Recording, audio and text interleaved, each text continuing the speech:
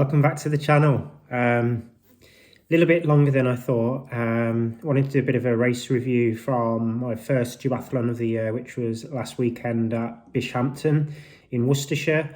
So it was actually a shorter distance than I normally do, a 6k run, 28k and a bike and a 3k run, so just over the sprint distance, but a bit shorter than the standard. So reason for the race, I was hoping to do the British Champs in April at Alton Park, which has been postponed till October. So I wanted to try and get another duathlon hit out before the Powerman race in end of April. So this gave me a bit of an opportunity just to test the legs, also just get used to that sort of race day sort of feeling, transitions and those sorts of things, which you just don't get from training. So drove over to Bishampton, which was about 50 minute drive from where I am. I'd say that was a local race for me. I didn't know what the competition was going to be like. I was thinking it was going to be quite a low-key race. But when I turned up, there was some good guys there, to be fair. We had Henry James from Western Tempo, really good sort of triathlete and runner. Guy called James Vaughan, youngster from Birchfield Harriers, but also does sort of duathlons for Western Tempo as well. So both of those two guys are sort of sub 15 minute 5k runners, so real good sort of running pedigree. We also had the likes of Jacob Tipper, who rides for Hoob. Some of you might know him. He coaches some big athletes as well. So I believe he does some bike coaching for Johnny Branley, as well as Ben Healy, who's the EF professional as well, who's local to where I am. So I thought it was going to be a bit more of a low-key race, but there was some good guys there. So I was really looking forward to just having a bit of a hit out and seeing how the legs were. I've been racing pretty well over the last couple of months. I've done a good 5k cross-country race, and then New Year's Day I did that fell race, but I haven't over raced. So it was a good chance just to see how the legs felt and sort of get my sort of race day head in shape. So the venue itself, so it was at a place called Rise and Grind, which is a lovely sort of venue, nice coffee shop stroke restaurant as such. Really nice place though. Actually got some reindeer there as well, which was really nice to see. I think last weekend as well, if anyone from the UK is watching, the weather was really nice for sort of mid or early March. It was a really nice weather. Meant the roads were dry, which was great for the bike especially. After a bit of a warm-up, the first run was a 6k run, 2 3k laps. To be fair, the first sort of mile was the first k was generally on a bit of a downhill. So I sort of set off just behind James and Henry and let those two get away a little bit. Let them get away. I think they were running a bit quicker than what I was. They're a lot quicker runners than myself, so just wanted to be a bit careful that I didn't go too much into the red on that first run. So, a little undulation. It was a bit undulating as well, the first run. Like I said, the first sort of section was downhill, but then you sort of came to a T-junction, turned a left, and then it was an out and back around a cone, and then back up to the T-junction and back up the hill to sort of the turn point where transition was. So I think it was good having a sort of out and back race as well, just being able to see the guys and also just get a sense of how far they were away. On some courses, I think you can sort of lose a sense of where you are within the race. So I was just off the back of the two leaders, running with a guy called Chris. And we sort of pretty much ran most of the second lap together. I think the splits weren't too bad, around sort of 5:24 for the first mile, and then around sort of 5:30 sort of pace. So nothing too scary. I think, like I said, the course wasn't a flat course, so those sorts of splits for me with the turnarounds and things, not too bad for this time of year, and I felt pretty comfortable running at that sort of pace. So I came into transition. myself and Chris, we were probably about 45-50 seconds behind the two guys that had got away on the first run, which was understandable. Their sort of PBs being sort of probably a minute plus quicker than what I'm probably running at the moment over 5k. So one of the reasons as well for the race last weekend was to test the new Drag to Zero front end that I've had sort of fitted early in January.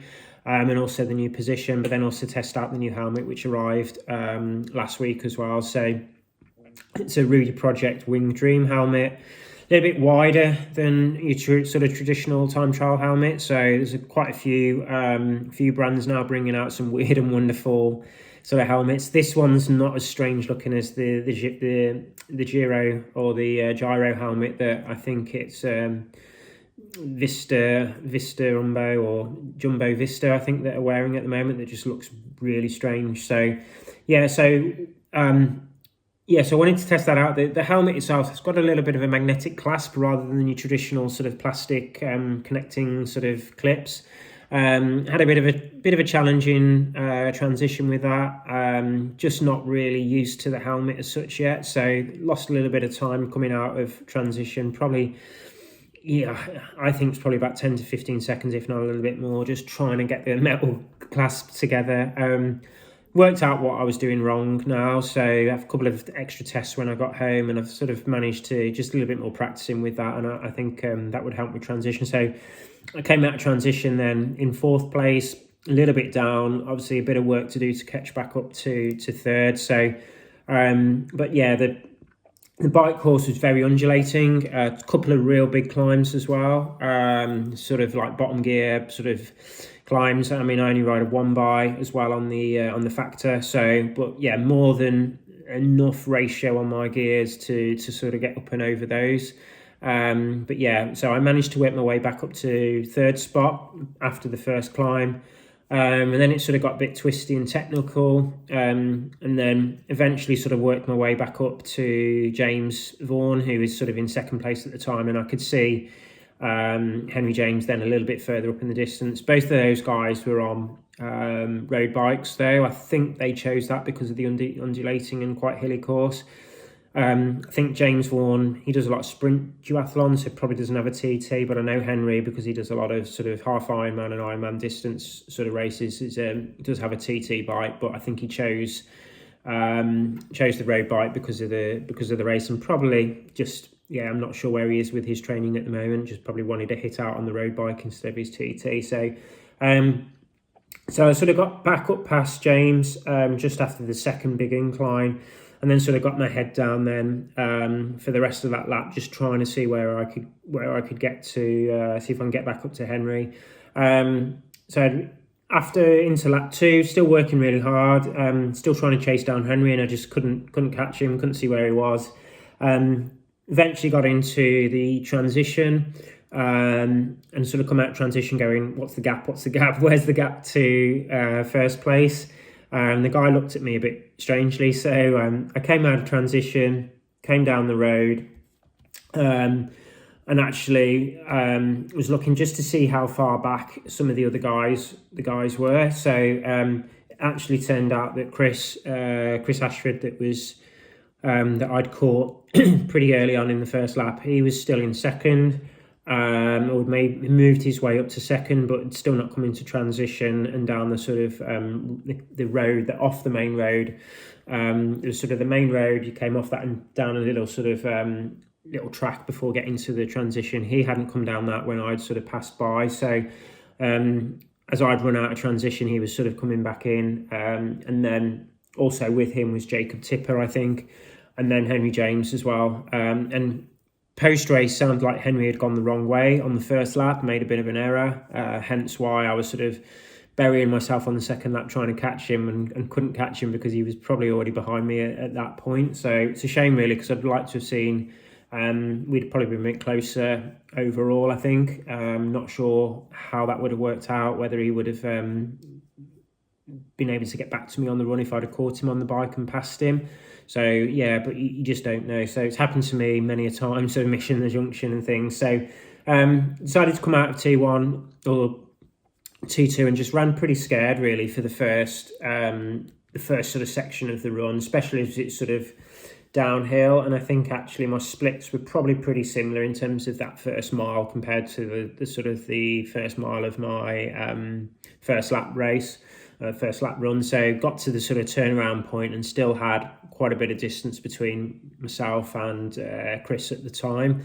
So by the time I'd gone round the sort of the final cone and then came back down that road before coming up the last hill after the T-junction, had one last glance behind me, and I was pretty clear by that point, and thought that I wasn't going to get to catch. So managed to sort of enjoy the last sort of hilly section home. Didn't need to work too hard and could sort of cruise a little bit. So yeah. So all in all, really, really pleased with the race. Didn't expect to come back with the overall win, especially when I saw the guys that had turned up on the day. So really chuffed to get the overall win. I'm not actually sure how many more times I might get an overall win in races. Turning 45 in January.